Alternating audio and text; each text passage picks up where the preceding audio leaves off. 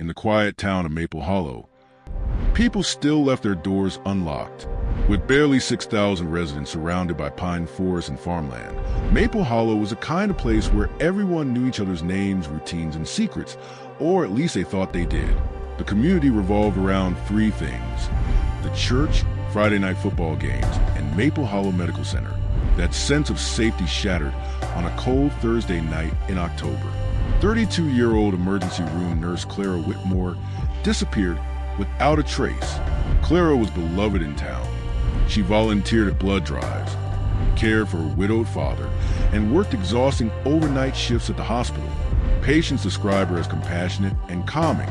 To Maple Hollow, Clara Whitmore was the last person anyone imagined becoming the center of a murder investigation. But on Friday morning, when Clara failed to arrive for breakfast with her father, something she never missed. Panic spread quickly. Hours later, deputies discovered Clara's silver Honda Civic abandoned near Hollow Creek Bridge. The driver's side door stood open. Her purse remained untouched inside, and Clara was gone. Sheriff Daniel Reeves immediately feared the worst. "There's no sign she left voluntarily," he told reporters. "At this point, we are investigating a possible abduction." As rain poured over Maple Hollow, search teams flooded the forest with flashlights and rescue dogs.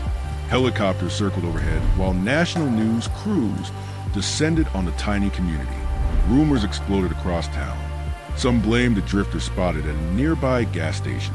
Others feared a serial predator was targeting women in rural areas. Parents stopped letting children walk alone. Gun stores sold out of ammunition. For the first time in decades, Maple Hollow felt afraid. But investigators were about to discover that Clara Whitmore's disappearance wasn't random. It was personal. Inside Clara's farmhouse bedroom, detectives uncovered something shocking.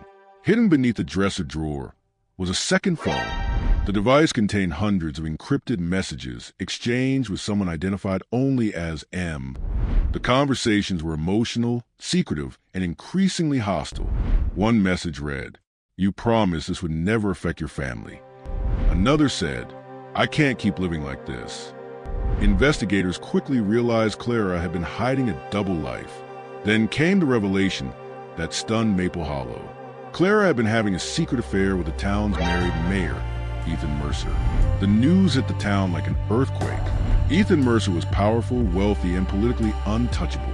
He came from one of the oldest families in the county and publicly portrayed himself as a devoted husband and community leader. When the affair became public, Ethan denied everything, but phone records proved otherwise.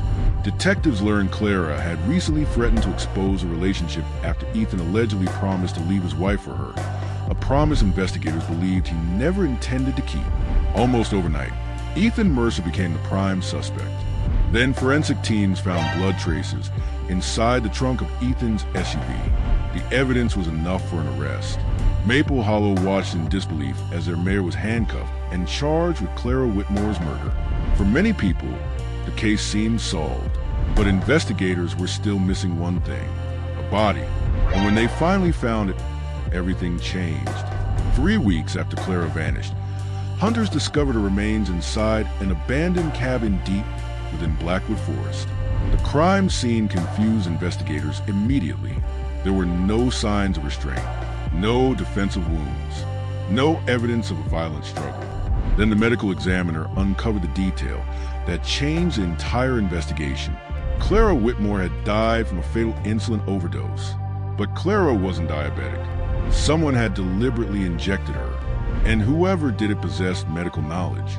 The killer understood how insulin could mimic natural causes and delay suspicion. Suddenly, detectives shifted focus away from Mayor Mercer and back toward Maple Hollow Medical Center. Hospital employees were re-interviewed. Medication logs were reviewed. Security footage was analyzed frame by frame.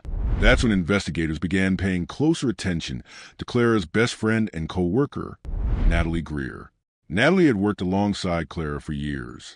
The two women vacationed together, spent holidays together, worked the same overnight shifts. During every interview, Natalie appeared devastated. She cried constantly, and she aggressively pushed detectives to focus on Ethan Mercer, too aggressively. Then forensic accountants discovered something disturbing. over 18 months. Clara had transferred more than $48,000 into Natalie's bank account. Investigators confronted Natalie, and finally, the truth began to surface. Natalie Greer's confession stunned everyone involved in the case. She admitted she and Clara had secretly been romantically involved for nearly 2 years.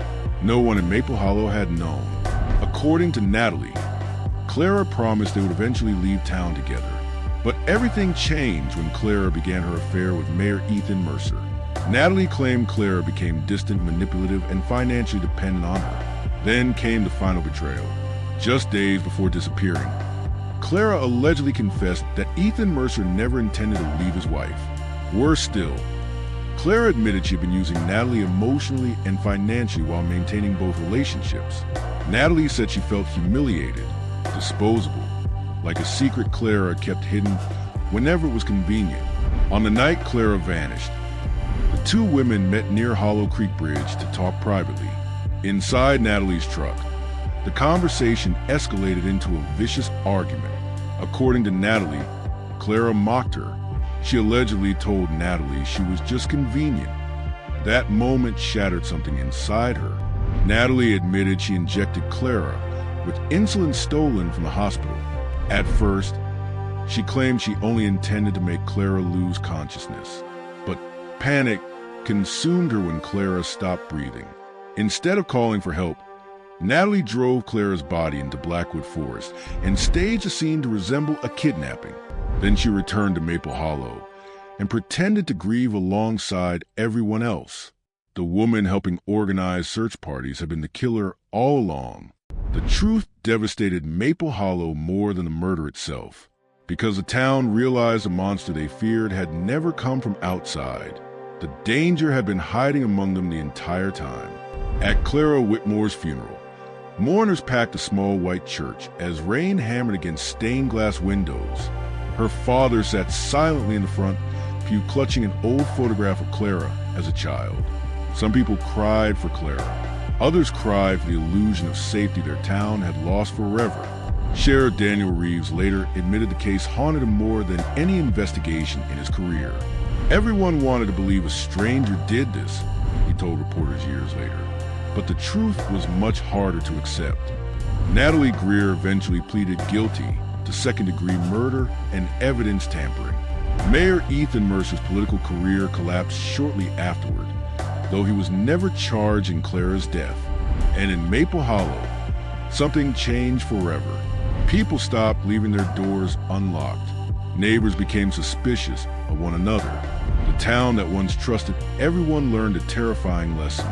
Sometimes the darkest secrets live behind the friendliest smiles.